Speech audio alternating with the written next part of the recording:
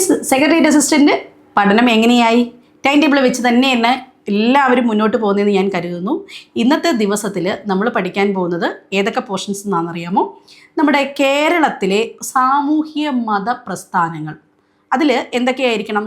നവോത്ഥാന നായകന്മാർ പഠിക്കണം, അവരുടെ അച്ചീവ്മെൻറ്റ്സ് പഠിക്കണം. കാരണം അവിടെ സ്റ്റേറ്റ്മെൻറ്റ് വൈസ് ക്വസ്റ്റ്യൻസ് ആയിരിക്കും ചോദിക്കാൻ പോകുന്നത്. അതുകൊണ്ട് തന്നെ പ്രധാനപ്പെട്ട നവോത്ഥാന നായകന്മാരെല്ലാം തന്നെ കൃത്യമായി വായിച്ചു പോവുക.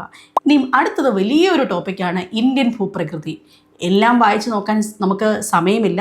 അതിൽ ഏറ്റവും ഇമ്പോർട്ടൻ്റ് ആയിട്ട് റിപ്പീറ്റ് ചെയ്ത് ചോദിച്ച പോർഷൻസ് ഞാൻ പറഞ്ഞു തരാം. ഉത്തരപർവ്വത മേഖല, ഉത്തര മഹാസമതലം, ഉപദ്വീപീയ പീഠഭൂമി. ഇവ എന്താണ്? റിപ്പീറ്റഡ് പോർഷൻസ് ആണ്. ഇവ എന്തായാലും വായിച്ചു നോക്കണം. അടുത്തത് എളുപ്പമുള്ളതാണ്. ജ്ഞാനപീഠം നേടിയ മലയാളികളെ പറ്റിയാണ്. അവരാരൊക്കെയാണ്, അവരുടെ പ്രധാനപ്പെട്ട പുസ്തകങ്ങൾ ഏതൊക്കെയാണ്, അവർ നേടിയ വർഷങ്ങൾ, ഇത് വളരെ ചെറിയൊരു പോർഷനാണ്. ഒരു അരമണിക്കൂർ കൊണ്ട് നമുക്ക് പഠിച്ചെടുക്കാൻ പറ്റുന്നതാണ്.